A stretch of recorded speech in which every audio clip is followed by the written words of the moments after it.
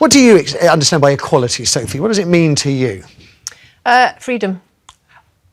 Can you be more... Is it equality of opportunity? Is it equal pay across the board? Is it something more than that? I think equality's better for everyone. I think, okay. you know, and I'm really delighted, you know, I love my job because it's an optimistic and a hopeful job, which is about creating more choices for people. I'm interested in people being able to have different choices and having equality of outcome.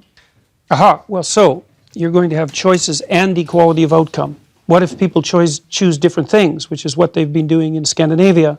So the Scandinavian countries have moved more towards gender equality than any other countries, and the personality differences in Scandinavia have increased rather than decreased, and the proportion of women who are choosing STEM fields has decreased rather than increased.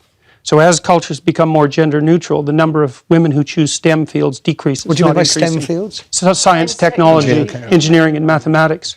So if you let men and women make their choices, what actually happens is that they specialize in different situations, and you don't get equality of outcome. Could they not have been programmed to have those views from the moment we raise them and give boys Lego and construction? No, because what happens is that as countries get more egalitarian, which means there's less programming of that sort, the differences get larger, not smaller. And the scientific data on that is clear, and most of it was generated by people who have a left-leaning bias, so you can't blame it on conservative scientists. It was a shock to everyone to find that out.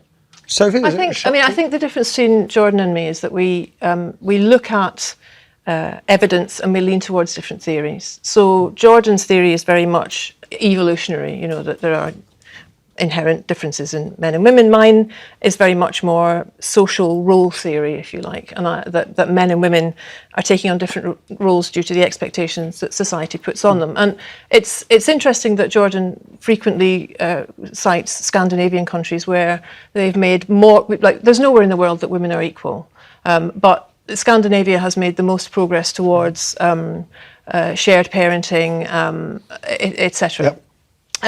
That said, it's not done yet. There's nowhere in the world where this is done yet. But it's having the opposite effect that the gender equality types predicted. Opposite, not the same. And it isn't a theory, it's actually data driven by tens of thousands of surveys and the best scientific literature on the topic. It's not a theory, and I didn't come about it because of my political perspective. I looked at the data. What it showed was that as countries become more egalitarian, the differences between men and women grow. They don't shrink.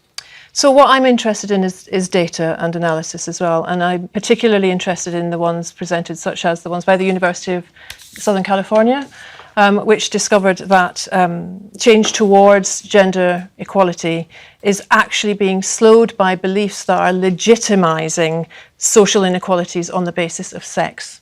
And I'm also interested, I mean, like Jordan, I look at the data and I look at the studies, and I'm really also very much interested in studies like the analysis that was done by the American Psychological Society, which looked at 45 analysis of whether there's sex difference over 20 years. And its conclusion was that men and women are basically alike in terms of personality, in terms of cognitive ability, in terms of leadership. But what it did find was that media depictions of men and women as fundamentally different perpetuate misconceptions, as does workplace bias. Oh God, so it's my fault. So, no, well, you know, you're leaving soon. It's men and women actually are more the same than they are different. But the issue is that small differences at the population level can turn into very large differences at the extreme. So, for example, men and women are broadly similar with regards to aggression, although men tilt a little bit more towards aggression. So that if you picked a random person out of the population, male and female, and you guessed that the male was more aggressive, you'd be right 60% of the time.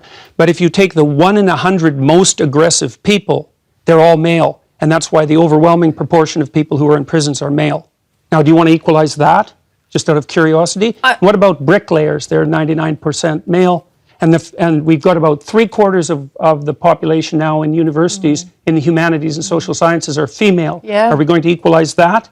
And men work longer hours, they work more dangerous jobs, they're more likely to move, they're more likely to work outside, they're more likely to participate in jobs in the STEM fields that are scalable, they make more money for those reasons, and that's all hidden under the idea that the reason that men and women make different amounts of money is because of their gender. It's a very simplistic analysis, and trying to Michael, address I it. was just going to say, Sophie, can you come back on that? What I'm trying to equalise is opportunity and choice. Fine, let's And equalise You agree- choice. you agree on that. But we won't get equal outcome that way. And I think that what happens then, nobody knows, because we've never done it yet. We do know. But We I know think what's happened in it has- Scandinavia. But it's not Scandinavia's fully not got there yet. finished No, but it's going in the opposite direction that everyone predicted, and strongly. I think one of the things I loved about Jordan's book, which I speed read last night, so forgive me, Jordan, I've not read every line. But one of my favourite rules in Jordan's book is Rule 9, which says, assume the person you are listening to might know something you don't. Mm-hmm.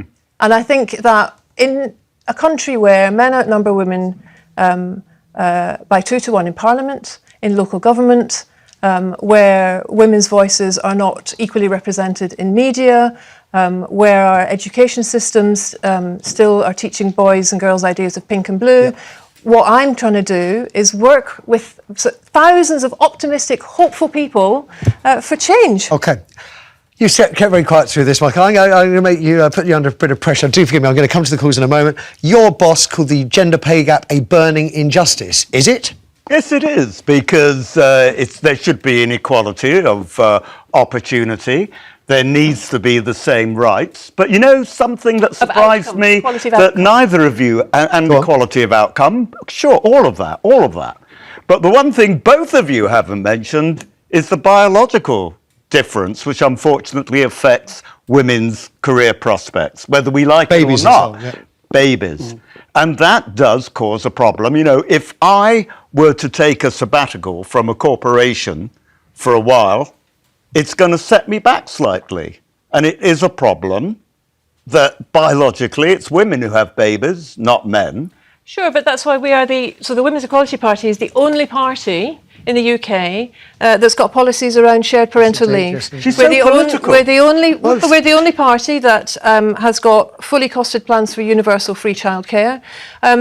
What we're saying is that you're trying to change the we're trying to change the outcomes, and also men are joining our party. Men who are really think, tired. I'm sure I'm going to have a word with Michael because I am sure he'll want the application. Okay, forgive me. We take joint membership. Forgive me, I want to take one call if you'll forgive me, because time is really short, and I owe it to the viewers to hear their views on this. We've got Salim calling from Manchester. Salim, good morning. Hi Matthew, how you doing? I'm very well. I'm loving it. I'm pig in heaven today. What do we think about equality? Will it ever happen, Salim?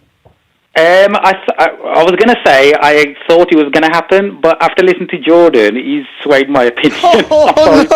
Why did you think it was going to happen? Because I think we're going to become more cognitive creatures, and jobs are going to be more about mental skills. Technology. But then I've been visited schools, and I work in STEM. I'm a software developer, and the number of women doing software development hasn't increased. I would have thought they would have increased more, but I went into secondary school to do GCSE IT stuff, and there's very, very few girls doing IT, and I was thinking IT is the future, and the schools are pushing for more girls to go into IT, but there's only I visited about 8 schools. Can I just, sorry, Salim, can I just note, because I'm 30 seconds, Sophie's idea, actually representations in the media could be affecting such choices. Geeks, we see geeks, bespectacled blokes with bad hair on computers. That's what tech means, isn't it? Yeah, and you're absolutely right, because I think actually that one of the other things we want to do is to have a look at curriculums, to have more female role models, to encourage girls, because so long as we still see STEM as a boys' area that we're trying to get girls into, it's not going to work. We need to do the work we're doing on care, get more boys thinking about, nursing, teaching, more role models for boys in schools. And that's the way you break it all on down. programmes like EastEnders, The Archers, that's helped them a lot. Right, so listen, I have to draw things to a conclusion. Can I just say how wonderful 3 people, diverse political views, diverse views on many other issues, that get along famously and have wonderful conversations. Thank you. That is exactly the ambition that I have for this show. So Jordan, good luck with the book. It is out now. It's called 12 Rules for Life.